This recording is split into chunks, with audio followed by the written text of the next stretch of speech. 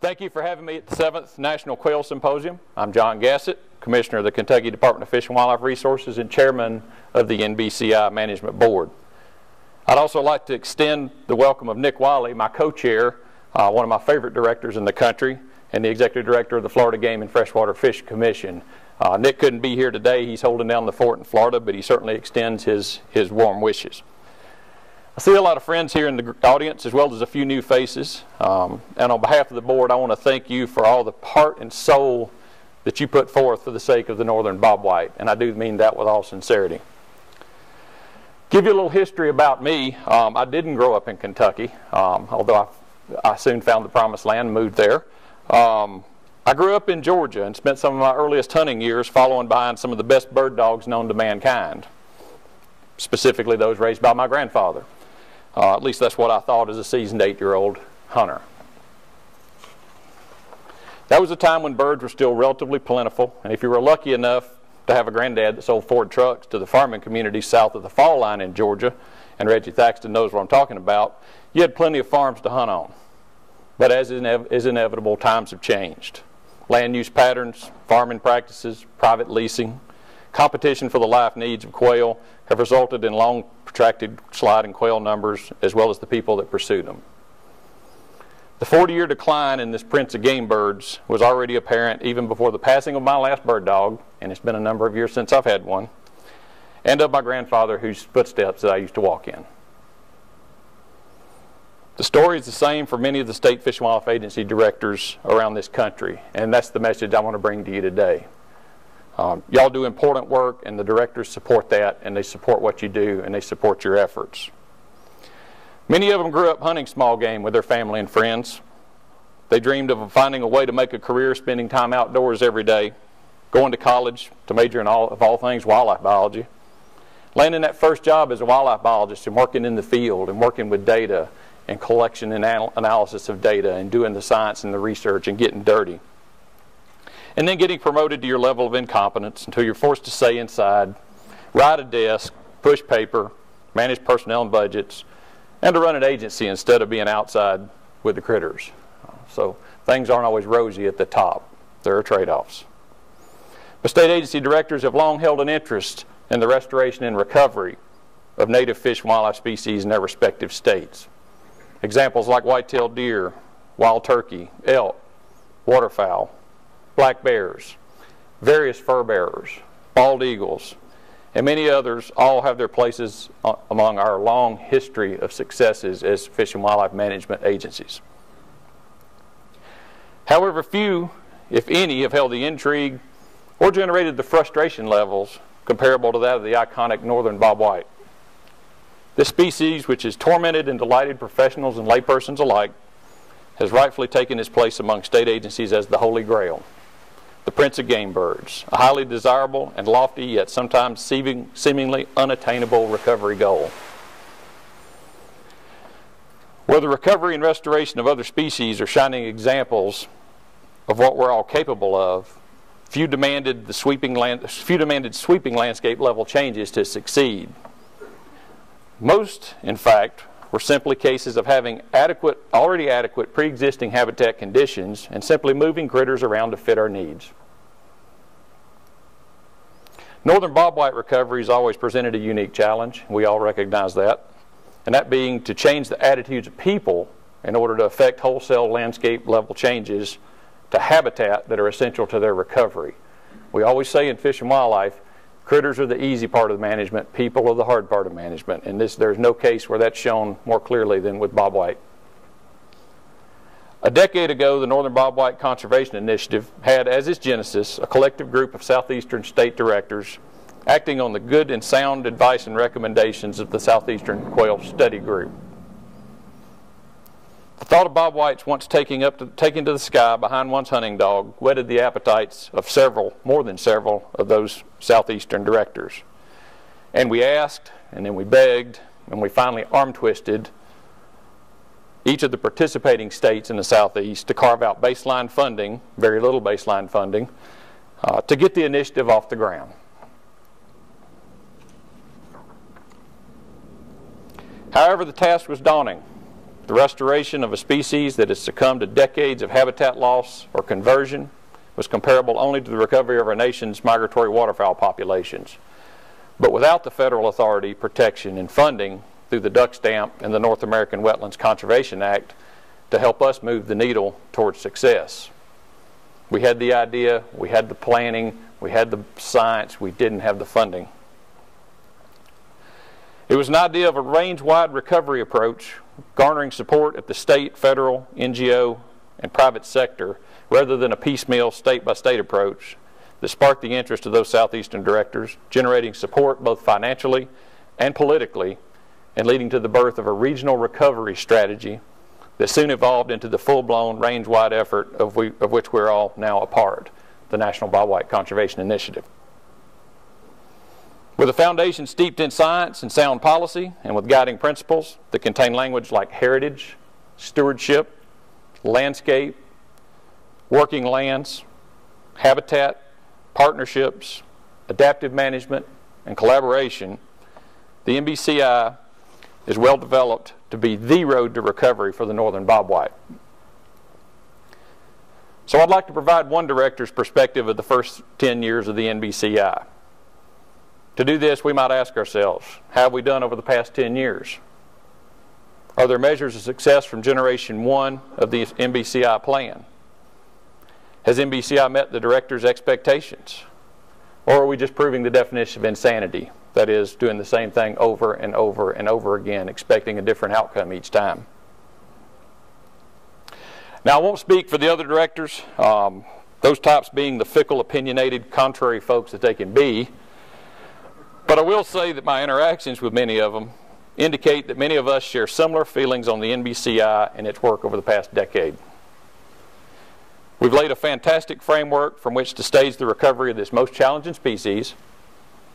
Scientists, managers, and policymakers have come together to develop, nurture, support, and even fund our first efforts. And we've had successes. Across the range of the bobwhite, individual success stories of farmers and landowners are cropping up like weeds. The public is beginning to re-engage on the quail issue, and this is critical to driving the plan forward into Generation 2. More broadly, we're seeing regions within states take on the issue with bobwhite focus areas, which are intensively managed multi-county areas with local and state-level buy-in. And even probably most importantly, nationally, we're engaging in negotiations with Farm Bill lawmakers, NRCS, and FSA that we only formally dreamed of. With the revision of the NBCI plan late last year, we're poised to take the next step. By painting a picture that northern bobwhites are a keystone species for grassland ecosystems, the new plan revision has the potential, tremendous potential, to generate support from a much larger conservation community. Incorporation of the latest GIS and data management tools into a conservation planning tool gives us the ability to focus on both broad-scale recovery efforts as well as more localized approaches, all from the same data source. The adaptive resource management approach incorporated into the new revision allows us to use a structured decision-making process that will indicate where we're hitting our mark and where we're falling short. We've done a good job with revision 2. Let's keep up the work and move it forward. At our last NBCI board meeting, Don and his staff presented us with a draft copy of the State of the Bobwhite, Grassland Conservation at a Crossroads, which has now hit the streets and is for public review and discourse. And quite frankly, it was sobering. This status review of the species would have some asking if the bobwhite has a place on the endangered species list rather than on a covey rise in front of a good pointing dog or next to the potatoes, biscuits, and gravy. However, as alarming as this report appeared, there is a positive side. Most great conservation efforts started with a threat, sometimes of extinction, that led to a call to arms. When wetlands were being drained at an alarmingly reckless rate, we secured the federal duck stamp for protection of lands and wetlands under the National Wildlife Refuge System, and later secured further protections for private wetlands and the swamp buster provisions in the federal farm bill. When waterfowl reached historic lows in many areas, we implemented adaptive harvest management techniques developed by the North American Waterfowl Management Plan and its funding source, or developed the North American Waterfowl Management Plan and its funding source, the North American Wetlands Conservation Act.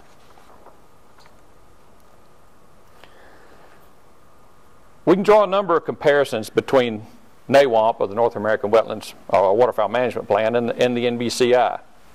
Both are science-based approaches. Both focus on landscape-level habitat needs. Both are responsive to long-term declines in population numbers. Both focus on significant but obtainable recovery goals. Both go through a periodic comprehensive review that is the cornerstone of adaptive management. Both have ties to the joint ventures. And both have extensive involvement and buy-in from state fish and wildlife leadership. From its genesis in 2002 through its revision in 2011, state directors have never flinched from the concept that NBCI is a long-term approach to conservation. We didn't get here overnight, and we won't see recovery happen that quickly either. But success takes funding. From the development of NAWAMP in 1986 and its subsequent updates, we've seen a significant recovery in waterfowl populations across this continent. But we've also seen a cash infusion of around $6 billion through the joint ventures, a number that dwarfs the restoration price tag of any other species of which I'm aware. NBCI, as one of its next major goals, should be to work towards that level of funding and support for our initiative. So what about the future of NBCI? What's next? What should we expect from state directors and the NBCI Management Board specifically? And more broadly, where's the NBCI headed?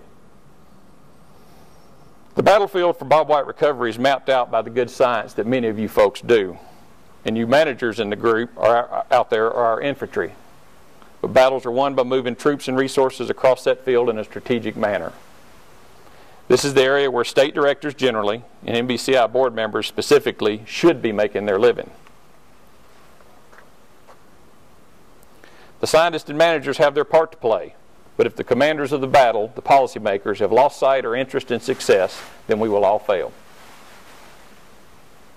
The job of the NBCI Management Board is to make sure that our state fish and wildlife directors remain engaged, don't lose sight of the NBCI goals, and don't lose their interest in success. And we'll make sure that this doesn't happen.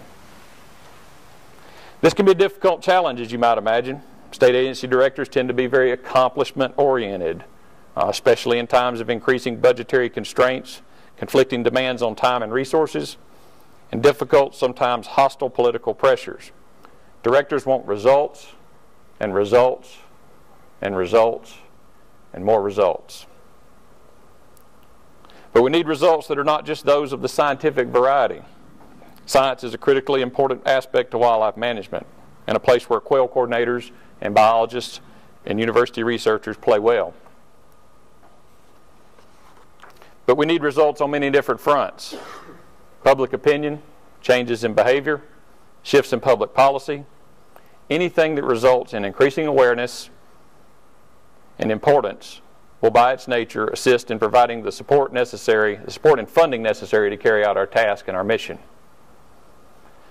Remember this, science can explain how the internal combustion engine on your car works, but ultimately somebody still has to put gas in the tank for it to go.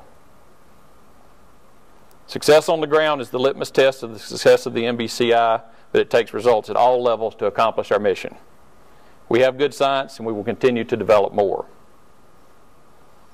But the ultimate battle for success, which you can read as the battle for funding and public support, will be determined by how successfully we can use that science in the halls of Congress, in our state legislatures, and with our public.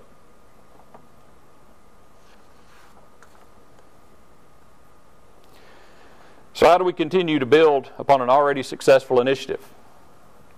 As a part of the NBCI, should we all become advocates for quail recovery? What about the conflict between science and advocacy? The short answer is yes, we should. The longer version, but much better stated, was best put into words by the great conservationist President Theodore Roosevelt, who, in my opinion, in one of his greatest speeches, stated, "It is not the critic who counts, not the man who points out how the strong man stumbles, or where the doer of deeds could have done them better.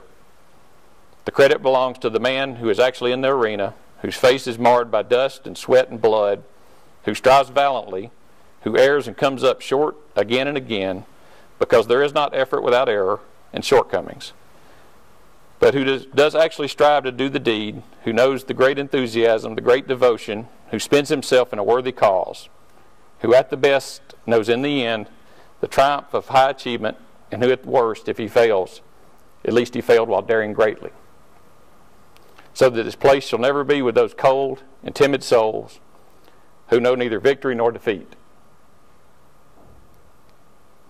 Now, scientists are cautioned from their first research experience about straying into the nefarious world of advocacy. Their job, they're told, is to simply develop hypotheses, collect data, make analyses, draw conclusions based on the previous 3 steps, and then repeat the process. Taking a position for or against something because it's the right thing to do is simply not the sandbox that scientists are supposed to play in, or so they're taught. Folks, we don't have time for that kind of nonsense. As leaders, we expect you to do good science and produce valid, reproducible results. As managers, we expect you to apply on the ground what science indicates are the best practices. But if you stop at that and sit around waiting for the advocates to ride in with bags of money and convince the unwashed masses that restoring bobwhites is the right thing to do for conservation, then we've already lost the war. As an example, I'd like to spend a second talking about a recent but parallel wildlife threat that I have been intimately involved with that I think demonstrates my point. Many of you may be familiar with white nose syndrome in our bat species in North America. It's a fatal disease that is ravaging the populations of our cave-dwelling bats. It appears to have a fatality rate approaching 100%, but the science isn't there yet. It appears to be spread by human and bat movement between caves, but the science isn't there yet. The one thing it does do is kill bats, millions of bats.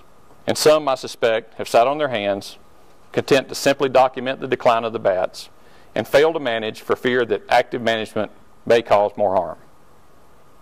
And others, I suspect, have sat on their research, not releasing it until it is published for fear of getting scooped, while the managers sit waiting for the scientists to tell them the right thing to do. Meanwhile, the bats will be decimated and many species will likely go extinct because we lack the intestinal fortitude to do something, to dare greatly. So there are those of us who watch things happen, and there are those who make things happen. Restoration success stories are written by those that make things happen. Critics have the luxury of sitting on the sidelines, watching things happen, and pointing out our missteps and mistakes, but those types seldom make history. There's a time and a place for science, for management, for advocacy, and for action. We know a lot about bobwhites, but there will always be more we want to know. We also know that their recovery is one of the greatest challenges we'll face. But it will also be one of our greatest successes, and we don't need science to tell us that. So it's time now for our state and federal agencies, our NGOs, our private partners, and our scientists and managers under the umbrella of NBCI to do for northern bobwhites what we've done for the ducks. To fight for what we know is the right thing to do. We have to get into that arena, get sweaty and dusty and bloody, and we have to win. We all have to get in the arena and dare to do great things. Thank you for having me here today, and thanks for all that you do for NBCI and for bobwhite conservation. Thank you.